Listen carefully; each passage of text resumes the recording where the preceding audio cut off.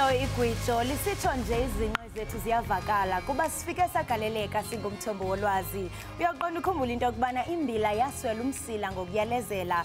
Ngalomazi ndiyapotisa ndisithi camaguguni basembo zidwesha nakuni zidwangube zakowethu. Ndimlo ukholosa unonkanyezi kalubisi. Ubothi madlongothi kaloku xa undibiza uzonibona senimamatheka ziphume phandle ii-dimples.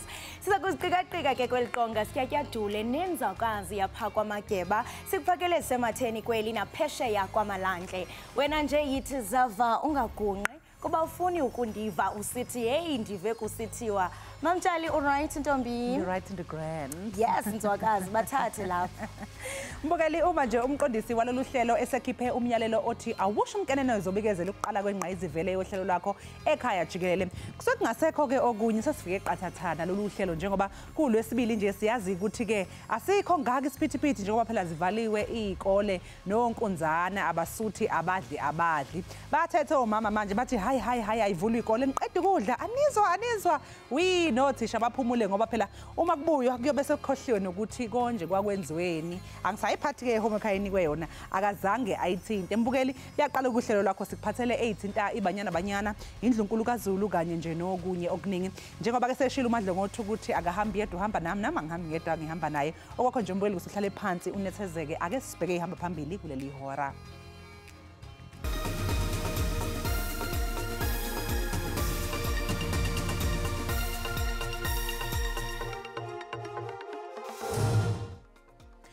Kunomehluleli omusha oseqokiwe ukuthi aqhubeke necala lokubulawa kalowo wayengunozinti we-Orlando Pirates uSenzo Meyiwa.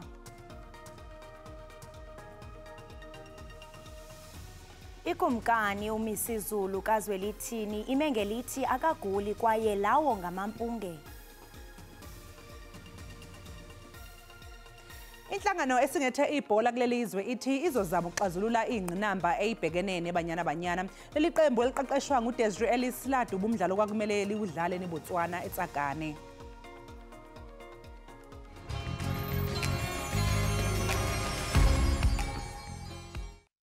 Lotshani ibizo lami ngingusipho Mbele kaze ungabukela ihlelo ekhaya jikelele ku-SABC DTT ihlelo lelithela indaba ezemidlalo zepolitiki isimo sezulu nakho konke ongakuthanda kokuzithabisa SABC DTT.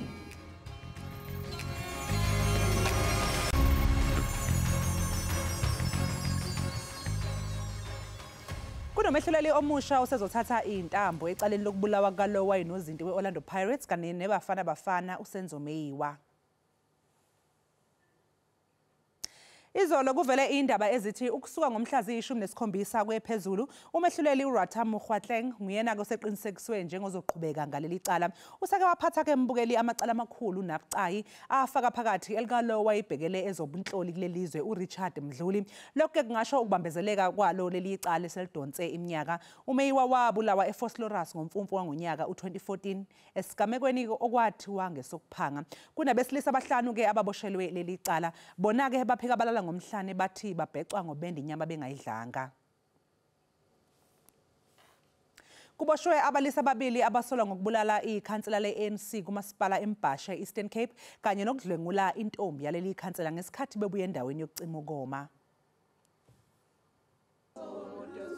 Inhlungu nenxunguphalo emva kwesithonga sokuwa kukaceba kawathu umzikayise sakhe ngaphansi komasipala uMbashe. Ukunkwintshwa kwakhe nokudlwengulwa kuphindelelwa iqabane lakhe kwethuse uluntu lalommandla waseNxakaxa. Umzikayise besaziwa ngokuncedisa abantu balommandla nkqu nosapho lakhe. Xa sifika ke ngoku uswelekile umalume bathi bawugqiba bamthatha lo mntana bamlala bobabini. Besihleli naye kapha lo mntana kungekho nto ebenayo njengoba ebenguceba wethu walapha eMbashe. Usaki akangakuceba kokuqala ukuba abulawe ngalendlela ngaphansi kwalo masipala. Kungoku nje bathathu oceba abalanduleleyo kusukela ngonyaka 2021. Iyasixhalabisa iyasoyikisa njengoba ngokwesithathu ngokukhansela esweleka nangona besweleka ngeziganeko ezahlukile kuba owokuqala wathi wagula sisandukubuya kwi-elections omnye uye wadudulwa kulo nyaka owakwanqwena ngoku ngulona othe wakhwitshwa wabe uswelekile. Abatyholwa ababini nekuvakala kuba ngamalungu osapho olunye nolukamfi umzikayise Saki kulindeke ukuba bavele kwiinkundla zamatyala bejongene nezityholo sokubulala nokudlwengula. Ndinkululeko Nyembezi weendaba ze-SABC eNxakaxa edutywa. Umongameli osandula kunyulwa wephiko lolutsha kwi-ANC uColin Malachi ubhengeze ukuba baza kulwela ukuba amalungu olutsha afikelele kuma-50% ekhulwini yepalamente ngokumelwa kwayo. We're very clear. We're not going to accept any less than 50% of young people in parliament and legislature. Parliament is not a retirement village. We're going to use the 50% that of the older will remain, we'll use them for wisdom. But we don't need to have 80% of them in parliament. If it means we get to 70, we'll be very happy. But we're not saying that we're cleaning them out, but we're saying that majority must be us because the future belongs to us. Ubuholi obusanda kukhethwa bophiko lwentsha lwe-ANC buzibeke zacaca bha inhlelo nalokho abakuphokophelele njengoba buthathe intambo zobuholi. Bese kuphele iminyaka engaphezulu kwesishiyagalombili uphiko lwentsha lungenabuholi. Osengumengameli wophiko lwentsha ufuna ukuthi labo abakhale ngaphansi engqungqutheleni ngokwezikhundla bese ke ubuholi obusesihlalweni njengamanje.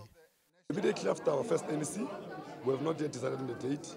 We'll go myself and the SG to the Eastern Cape because that's where problems were from, to meet with the leadership there of the Youth League, to engage with them on how best can we unite young people there and bring them because we need everyone. Ubuholi obusha phinde bazibophezela ngokuthi buzosebenza ngokuzikhandla ukwakha kabusha nokubuyisa isithunzi sophiko lwentsha kanjalo nokusebenzela ukukhulisa inhlangano.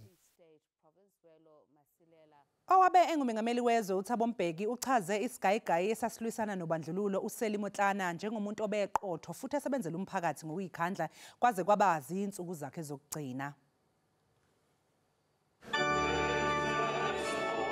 Izihlobo nabangani zibuthane ndawonye ukuzothi indlela enhle komunye womakadebona ababa negalelo ekulweni intando yeningi.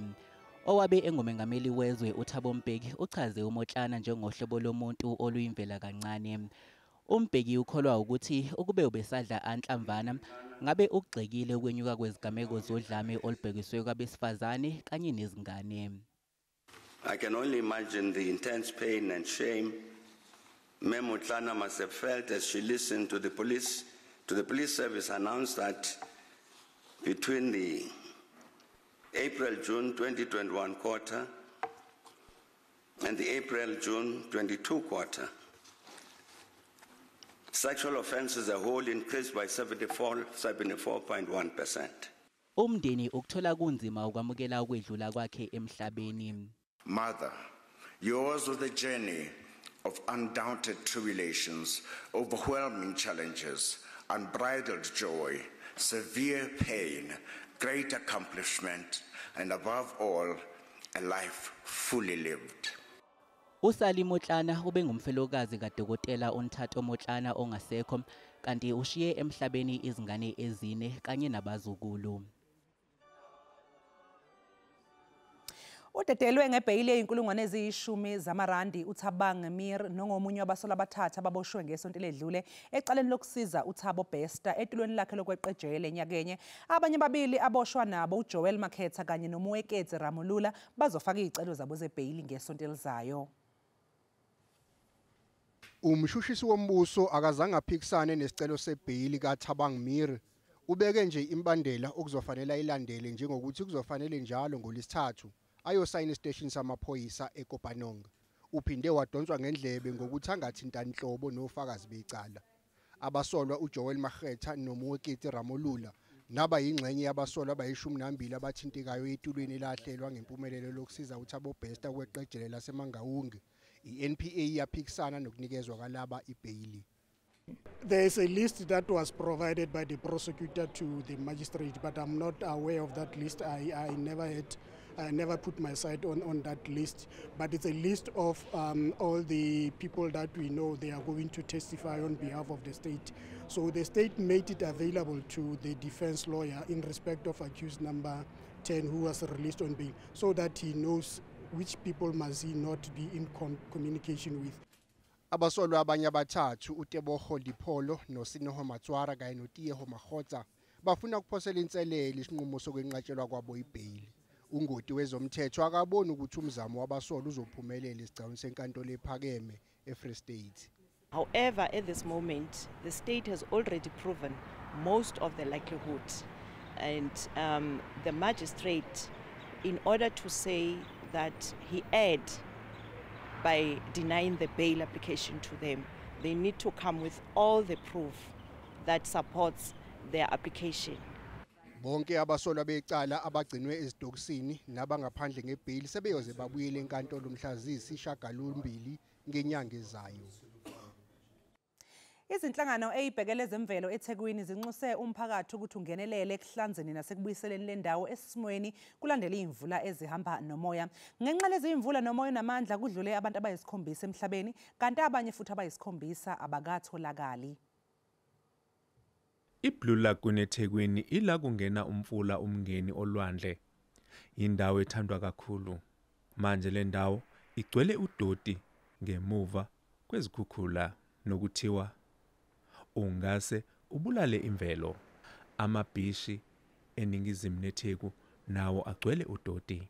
Abadobi nabathanda ukuzibukela izinyoni lapha nabadlala imidlalo yasemanzini bathi kuyathusa ukuthola udoti ongaka lapha.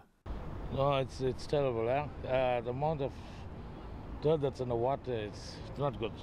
I-Green Corridors okuyinhlangano engenza inzuzo ithi isiqoqe udoti ongalinganiselwa ku-5,000 wezikhwama.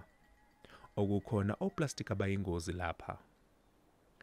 Banxusa abantu nabavakashi eThekwini ukuthi bazolekelela ukuqoqa udoti. Siyacela bandla kumphakathi wonke ukuthi awuhlanganisa izandla nathi usilekelele kulodoti olanga ngemuva kwami. Abe-Durban Radio Boat Club abasebenzisa leli chibi bayalekelela ukususa lodoti. I can't bring my boat. I've got 2 boats. I spend a lot of money on, so I can't put them on the water because they can get damaged. Izakhamizi zinxusa umphakathi ohlala eduzane nemfula ukuthi ufunde ngezindlela zokulahla udoti. They need to be using or have access to disposable methods and change the attitude and use the bins and use whatever black bags or whatever system they have. Londi Khatebe, SABC News, eThekwini. Imakethe zivalele uphansi uhwebo lwerandi. Irandi libiza u-18.77 edoleni lasemelika libe u-23.79 kupondo, kanti lingu-20.46 ku-euro. Ipula laseBotswana libiza u-1.40. I-JSE ivale inkomba yezabelo iphezulu. Igolide libiza $1,912 i-ounce, iplatinum libiza $910 i-ounce, uwele ngohluziyo ubiza $76.03 umphongolo. Mbukeli njengamanje ke sithi nje ke qhu ngapha ngaseyidolo sizobuya emva komzuzu.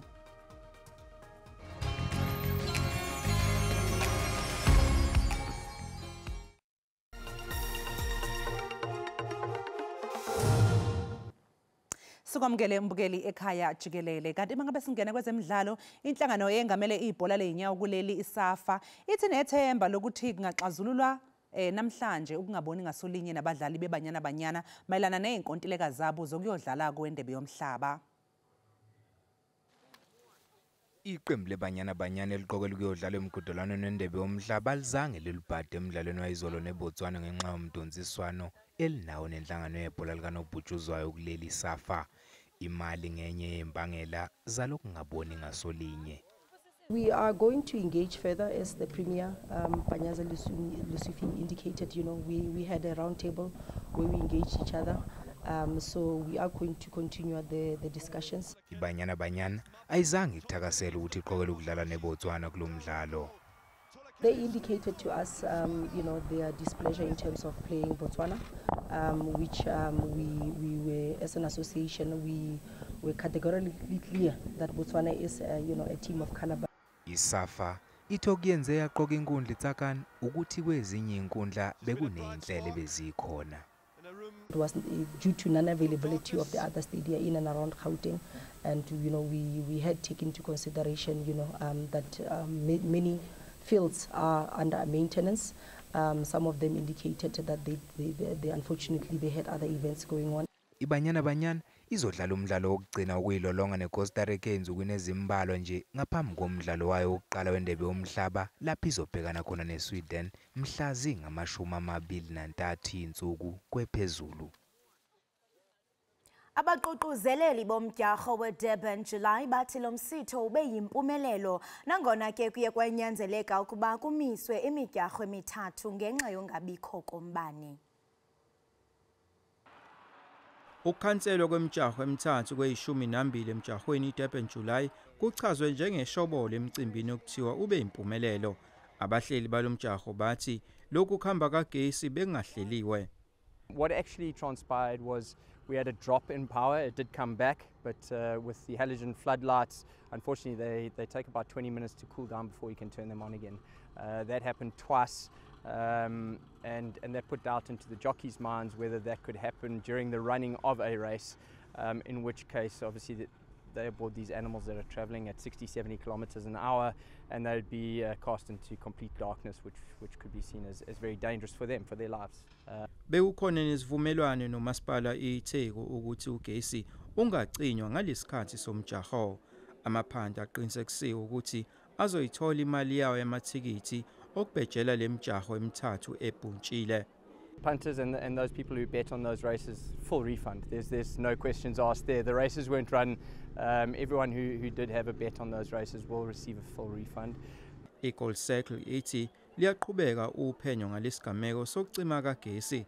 Umasipala iTheku uthi nawo uzolekelela kulolu phenyo ukuthola umnyombo ngalenkinga. Ey'ndabeni ze-SABC nginguvusi Khumalo eThekwini. Qiniseka mbukeli into yokubana awugqushi ngoku siye evenkileni xa sibuya ke sizawuba nodliwano ndlebe ngokukhulelwa kwabantwana baselula ngayindawo.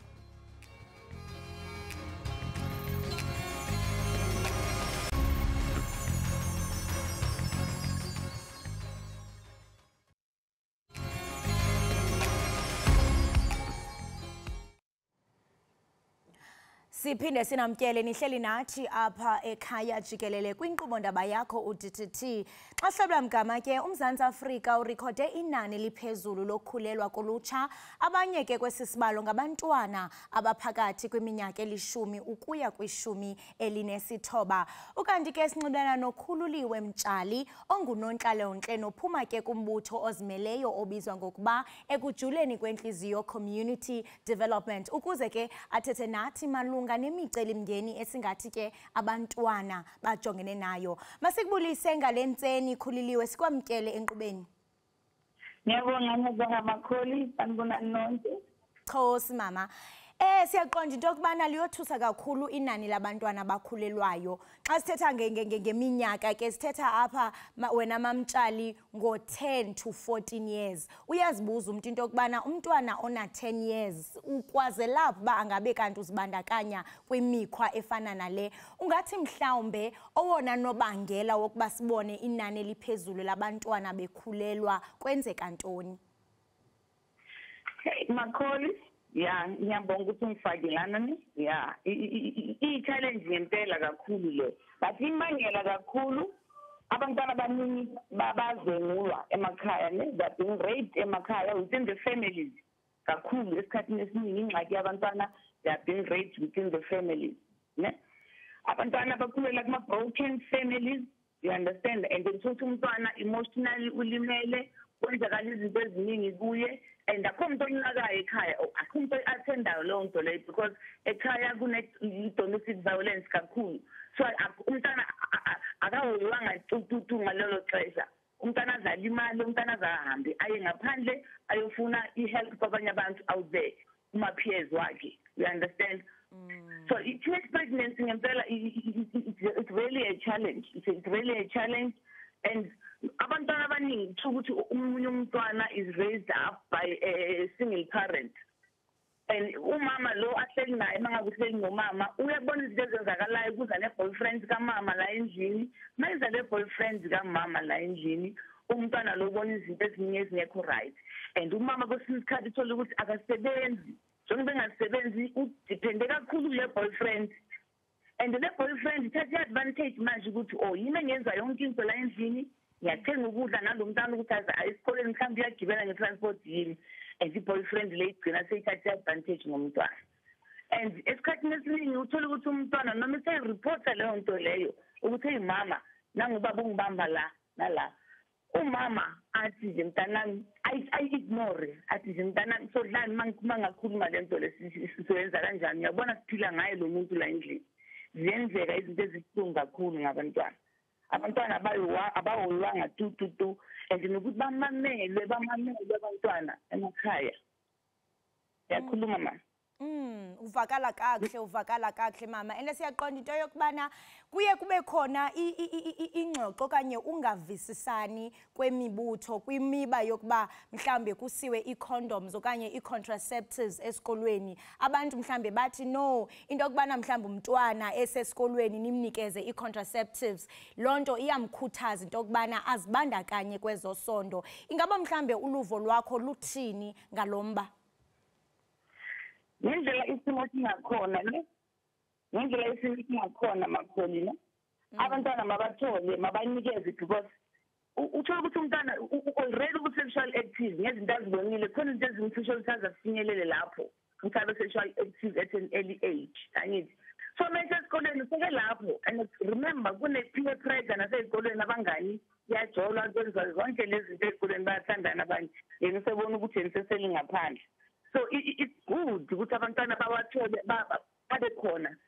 That is not encouraging abantwana ukuthi maba-have sex, but loyo o-sexual active already azi ukuthi ikhona indlela ukuthi angaziprotecta ngayo. You understand? Kuhle ukuthi ama-condoms abe khona ey'kolweni. It's very, very important ukuthi ama-condom mawabe khona ey'kolweni. Those who are sexually active at an early age, ngenxa yezimo. Remember abanye abantwana ba-rape emakhaya bebancane and abakhulumi namuntu. And lo mntwana lo usenjani already. You understand? So maseke vele sexual active akube khona ama-condom akhona ey'kolweni. That doesn't mean ukuthi iya-promote i-sex, but lo mntwana ukuthi aza-protecteke. Angabi pregnant at an early age because kunama-risk amaningi masekezwaba pregnant.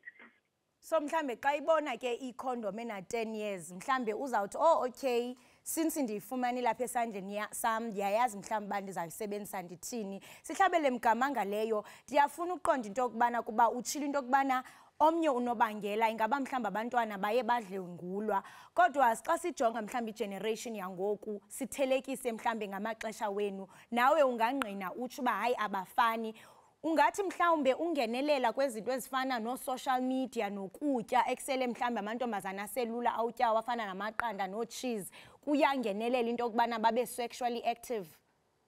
Kakhulu makholi leyo nto leyo it is very important ukuthi sifundise emakhaya njengoba leyo ukhuluma ngayo le amaqanda abantwana zakiwe nama-eggs badla amaqanda badla ama-peanuts zonke lezo zinto lezo zenza ukuthi babe sexual active at an early age asihoyanga tu i-diet yabantwana emakhaya wethu singabazali which is very, very, very wrong. Abantwana basibheke ukuthi badlani.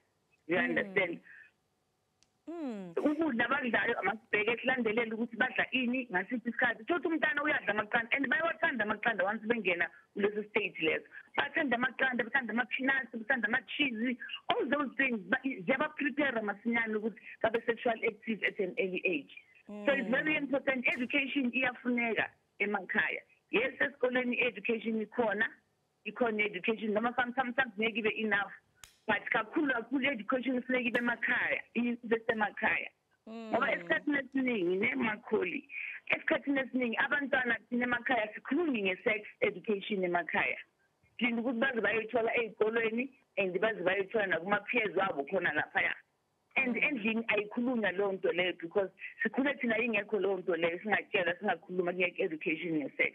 and nayi social media manje once ungakhulumi education ye-sex ekhaya nomntana kuhlale phansi umenza understand ukhulume ngayo yonke into nge-sex nomntana wakho.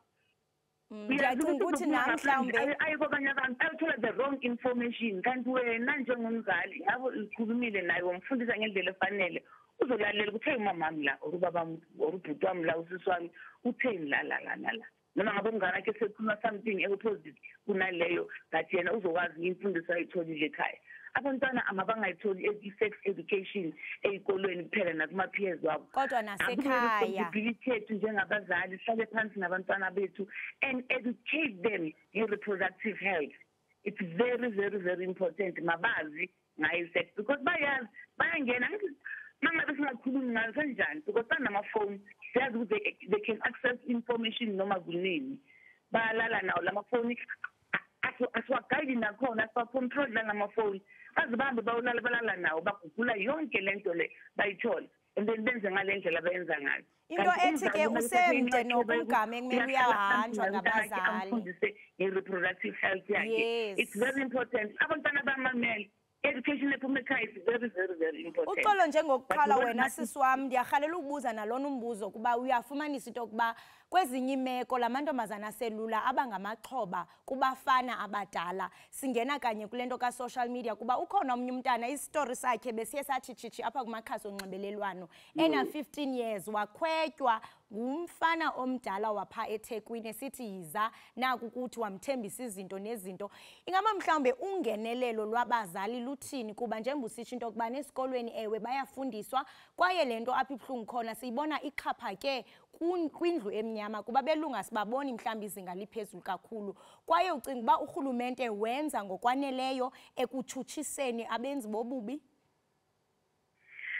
Angeke ngisho ukuthi yeah lalela ke makhulu ne kuleyo part le siqale la ukuthi lo mntana lo uzwana nomuntu omdala ngithi 16 years uthole umuntu omdala olala naye nayi ingxaki la iphuma khona i-poverty nayo inomthelela kakhulu emakhaya kusishekiwe angithi kusishekiwe akukho right so umntana mayiphuma ngaphandle lo baba uyambona lo omdala ngaphandle kuye uyambona ukuthi oh lo vulnerable angithi uyambona ukuthi uhlale eyimele yedwa leceleni uphethe namakipkipa abanye abantwana badla amabhega badla ini umntana abone naye i-peer pressure nayo iyangenelela kakhulu and then lo ombonayo lo omdala olokhu yambona ukuthi lo mntana lo vulnerable uthatha lo advantage embona ukuthi lo mntana lo ngamthola amdonse kancane into ezihehayo ezincanyana lezi umntana lokhu esondela kuye umntana angithakazi and ufuna nale warmth ufuna nale belonging mhlawumbe akayitholi ekhaya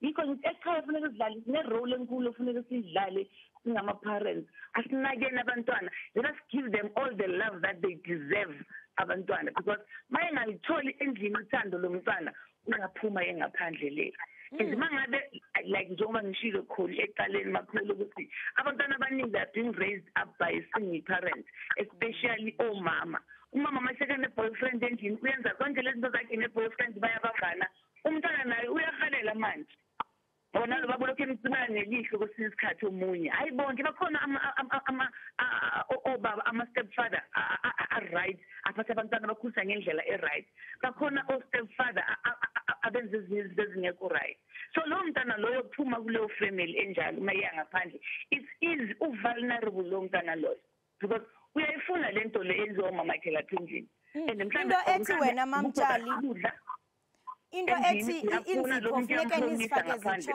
badonsa kanjalo kancane ngemali iyabona abangani bakhe sebenzile amazipho abangani bakhe bahle badla kamnandi badla amabheka yena lokhu ephathana nesikhathi zasendlini i-peer pressure kakhulu ne-poverty. Into ethi wena funeke inzipho nizifake zitshone kuba kuyabonakala into yokuba ininzi into ekumele ukuthi yenziwe ekuhlaleni yenziwa esikolweni yenziwa nini ningabazali kwaye ndiyahalela ukwazi into yokuba njengoko ukhona uqhuba umbutho kwiseshoni eniye niqhube nabantwana ingaba mhlawumbe baye badize ukuba babelana ngesondo nabani kunye izizathu zabo zithini ndiyahalela futhi nongenelelo lwenu njengombutho uba yintoni eniyenzayo uqinisekisa uyaqiniseka into okubani yabaxhobisa labantwana bangamantombazana ukuze nabo bazithande bazince ukuze singababoni be part of lamanani e-teenage pregnancy. Yes Makholi into esenzayo siyahlala nabo kakhulu ukuthi Makholi abantwana bayathanda ukulalelwa njengoba as much as sithanda ukulalelwa singabazali thina abantwana they enjoy bayathanda ukulalelwa and umntana momlalela uyakunikeza respect nawe back njengomzali because uyakwazi ukumlalela. So inkinga eningi engiyitholayo abazali they don't listen to their children and abantwana bayafuna isikhathi ukuthi nixoxe nje nabo asikho leso sikhathi emakhaya. So masinabo la siyaxoxa sixoxa ngayo yonke into. They are the ones abazane topic sihlale phansi discuss lo topic nabo and they enjoy it kakhulu and nje nasekhaya i-role efuneka sidlale singama parents nabantwana bethu. Let us give them time, let us spend quality time nabantwana bethu, let us show them love, let us listen. Very important, let us listen to them because abazali abaningi they don't want to listen to their children but they want to be listened. Bafuna ukumamela bona but umntana bangamnameli. I-challenge enkulu leyo and lo wangaphandle omdala azofika amtholele ngaphandle ikhehla leli lidala lizommamela because liyazi ukuthi kunalonto le kunalo problem leyo uzomthatha ammamele amtshele amkhohlise nje bakhohliseka kalula because ekhaya kayitholi lento angayitholi ekhaya lo omdala azomthola ngaphandle wenza show ukuthi umnikeza konke ngendlela isizwe sethu sesingcole ngakhona. Angeke azamncede noma ngabe imbona ukuthi mhlawumbe uyasafara athi ayithingi imali egibelela lo mntana amuphe ngothando. Alisekho uthando lolo sekukhona uthando lokukhohlakala phakathi ukuthi nangumntana uyasafara like before. We need to go back to the time whereby a child was raised by a village.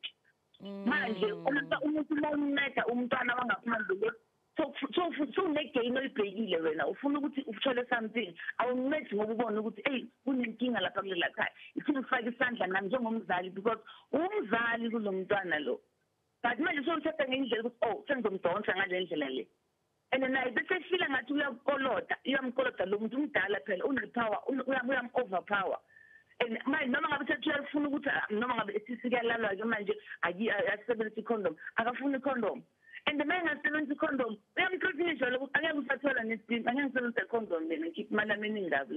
It's like we say I'm own manje. You understand? So lilonke uyanqina into yokuba abantwana okanye abazali mabaqinise ubudlelwane nabantwana babo so that umntana yazi into yokubana ekhaya ndiyathandwa. Therefore akho need yokuba ndibe ndihamba ndikhangelana uthando kumakhehla amadala. Exactly. This is what is happening. Sine role efuneka sidlala. Abantwana baphuma ngaphandle bayafuna uthando abangalithole endlini. Akekho umuntu ongalifuni uthando. Akekho umuntu ongalifuni uthando. We all deserve to be loved. And once you feel ukuthi awuyitholi leyo nto le endlini uzoya ngaphandle umntana ayofuna ngaphandle ayolifumana ke ngaphandle amilele ngaphandle alindele abantwana abanjengalabo aba-vulnerable babathathe babasondeze kubo babahlukumeze ngale yonke indlela abafuna ngayo. So asiqale emakhaya silungiseni emakhaya. Let us spend more time quality time nabantwana bethu. Asibabuze umntana makabuya esikoleni awuhlala phansi mzali nomntanakho umntana lube njani usuku lwakho today esikoleni. There's a lot of bullying out there esikoleni. And if engakhona ukukhuluma mhlawumbe umntana is being bullied lapha esikoleni and lapha endlini akatholi indlela ukuthi angakhuluma nawe awungeneki mzali or ubhizi or niyalwa endlini. There's a lot of domestic violence lapha endlini and mayephuma ngaphandle uyabuza baba omdala loya uyamxoxela yonke into ukuthi yazi esikoleni uyakwazi ukukhuluma naye because lo baba lo mdala ongaphandle lo uyakwazi ucreate a safe space la akhona ukuthi lo mntana akhulume naye amamele angalokho emjaja ethini. You understand? So indaba isemakhaya asilungiseni bazali umoshakele emakhaya. I know there's a lot of poverty. Noma ngabe kunzima kunjani ukutshela umntana wakho umntana kuzolunga ngiyazi ukuthi uyakuthanda. Masibambe ngazo zozibini ngexesha lakho nenhlupheko ekhona manje.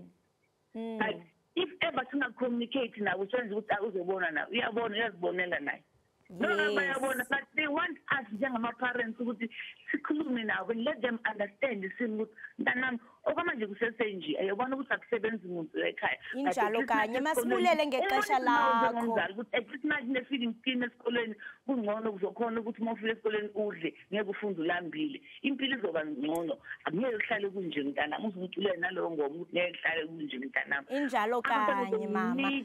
Masibulele nje mama ngexesha lakho.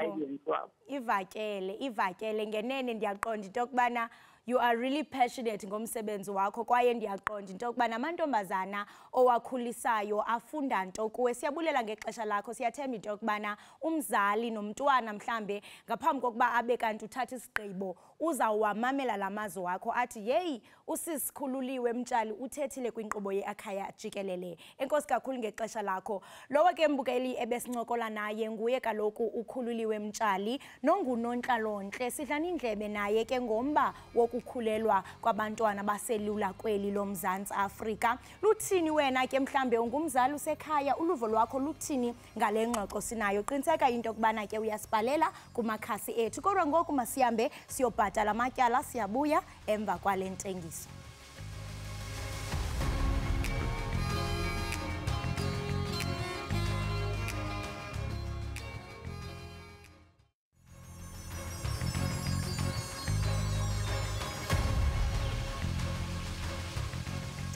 Siphinde sikamukele mbukeli la Ekhaya Jikelele. Igama lami nguNoxolo wakwaMwali. Kuke kwabake nokudideka ngemva kokuqubuka kwembiko ethi uyadunguzela unomthebe wesizwe ingonyama uMisuzulu kaZwelithini.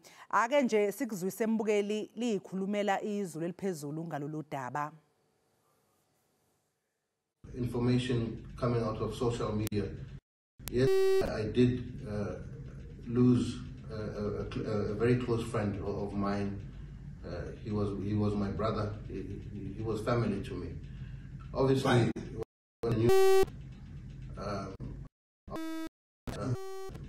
there was a lot of discomfort, which I felt, you know, in a situation like this, somewhere.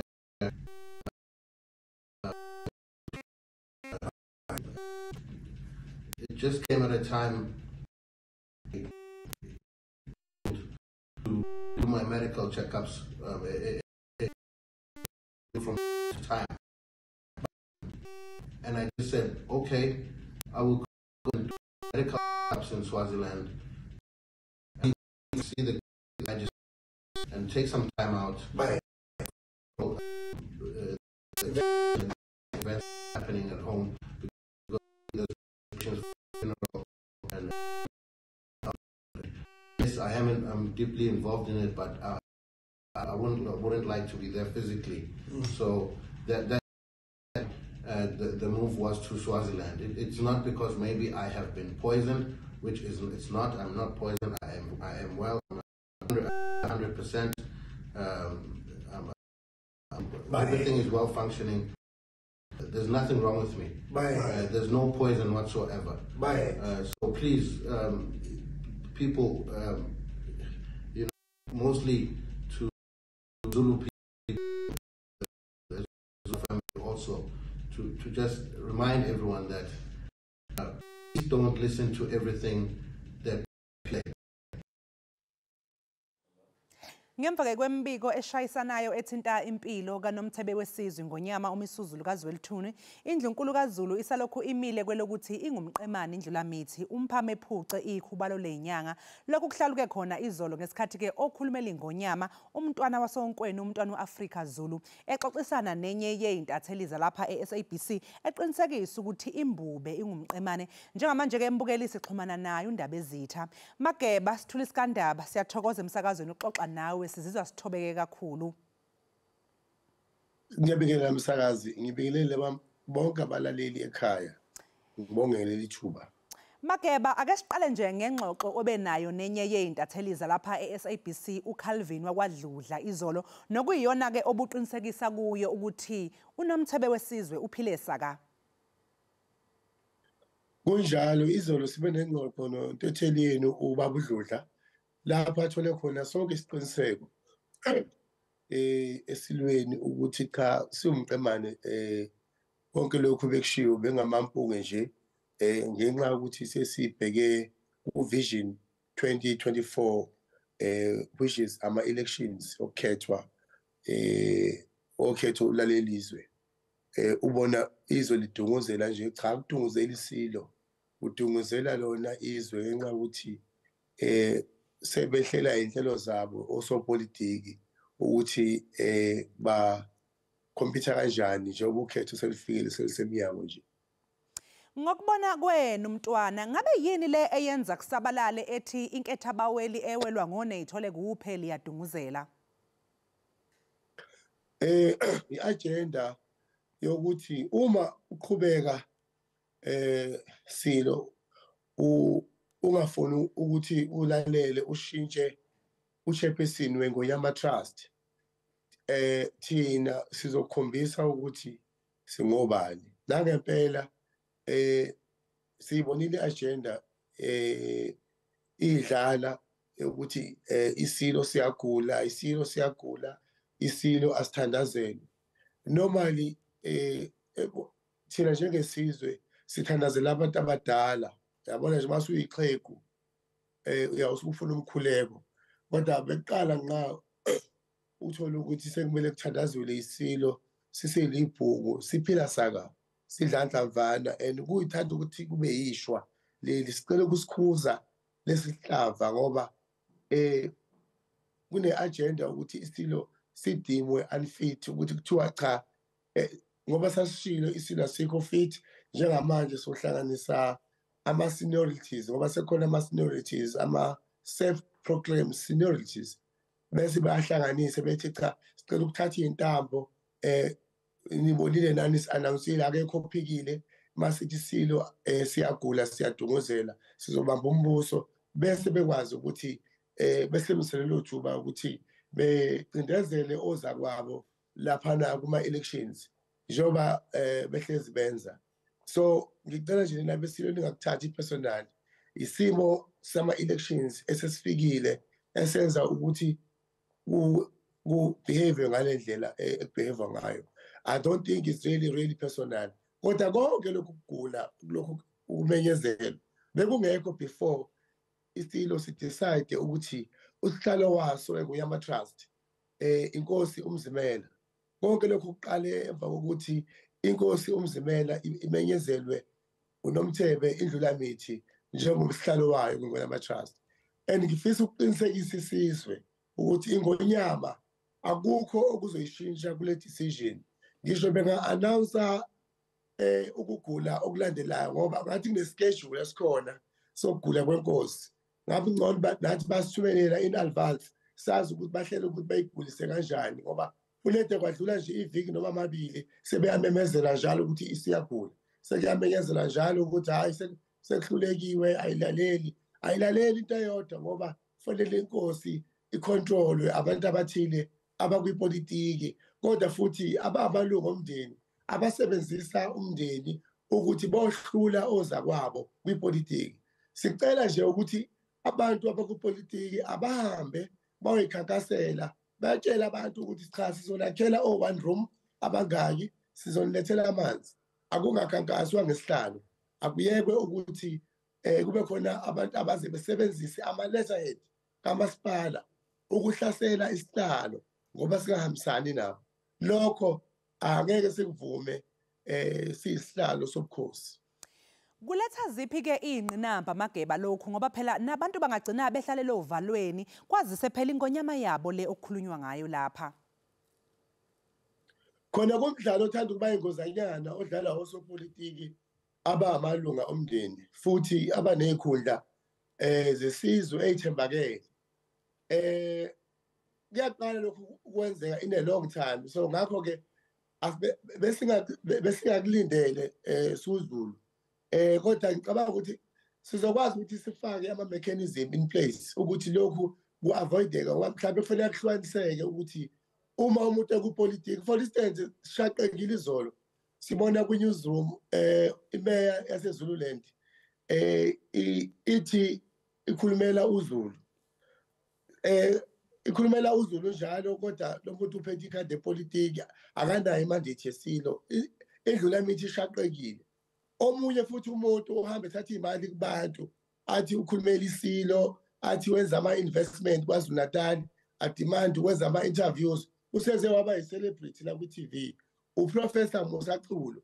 uProfessor Musaculu ungelinye lokuqaba elihamba liyokhokhasa ngoba kuba namakhokhasi wona mhlabangani amade ahlelwayo hayi ukuthi nje kuvele be-announce ukuthi inkosi siyadunguzela kuba kuya-brainstorm wakuvunyelwane privately kuma-caucus room behind the scene bese bebuye sebephuma nezwe lodwa ukuthi cha sizothi uyagula nawubuka lento lena kade iqalile lokhu iqhubekile kuthiwa isilo siyagula nasekuqaleni kwathi hayi siyadunguzela siyagula kwathi sebebanjiwe ukuthi bakhuluma amampunge base bethi hayi sigula spiritually kodwa abaphoint ama-figures as if manje baya-attackwa si-attack-a amanga sifuna ukuthi iqiniso liphume lobala ngoba uZulu uyahlukumezeka kunabantu abafonayo ebusuku uhlabangani bese akulaleki nazi iy'ndaba ezithi ubese liyadunguzela ku-wrong and sicela ukuthi lento iyekwe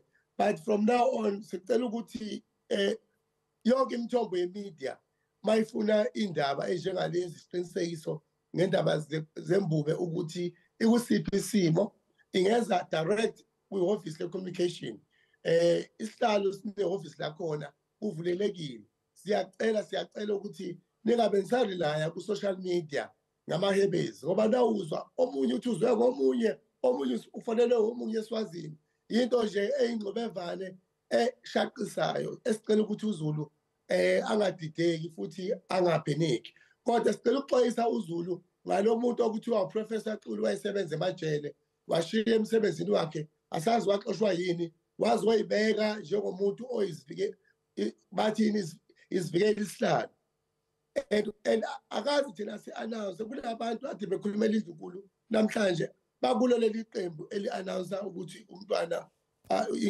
lokhu ingonyama yesizwe iyagula kodwa akazi sikusho lokhu ukuthi hhayi iqembu lithatha abantu ade besebenzela isilo libafake ukuthi likhankase kodwa siyamangala mase ku-accuse-wa thina ukuthi basebenzela ipolitiki lapho esihlezi khona sisebenzela idlulamithi siphela lokho ukuthi sisebenzela unomthebo. Mageba njengoba usho nawe ukuthi kunabathile okuyibona abakhala amatulo bamemezele izinto engasiqiniso mayelana nokudunguzela kwesilo ingabe mhlambe ngokubona kwakho ubona ukuthi inhloso zalaba bantu ukuthi kwenzekeni ekugcineni? Inhloso zabo zimbili ukuthi bewine ukhetho kuye kwa-create isithombe ukuthi indlulamithi ihlezi ehlalweni ngenxa yosizo lwabathile.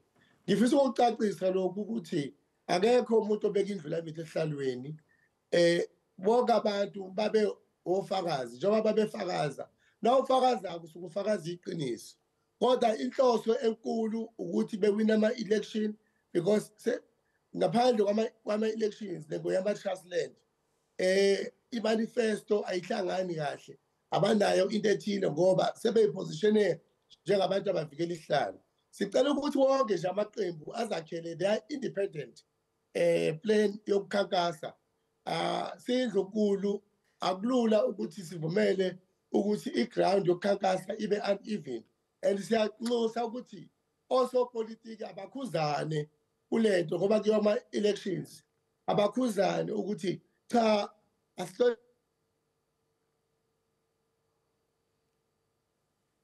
kwesilo ukuhlaselwa komkhulumeli kwesilo ukuhlaselwa kwendlulamithi uqobo uThulasizwe umuntu obesithi uyasithandazela lokho ngimazi uThulasizwe umfana ngoba phela umfana lona osemncane cishe ulana ko-88 or nangaphosisi kodwa ngimangele ezama-threat izolo open athi u-issuesha i-warning ngifisa ukufaka on record ukuthi uma kukhona okuthinta impilo yami kuyingozi sicela ukuthi abantu abanjengoThulasizwe nabo bonke laba abantu aba-issuesha ama-statements ayingozi esilweni bazi ukuthi umthetho ofanele kubheke ngakubona.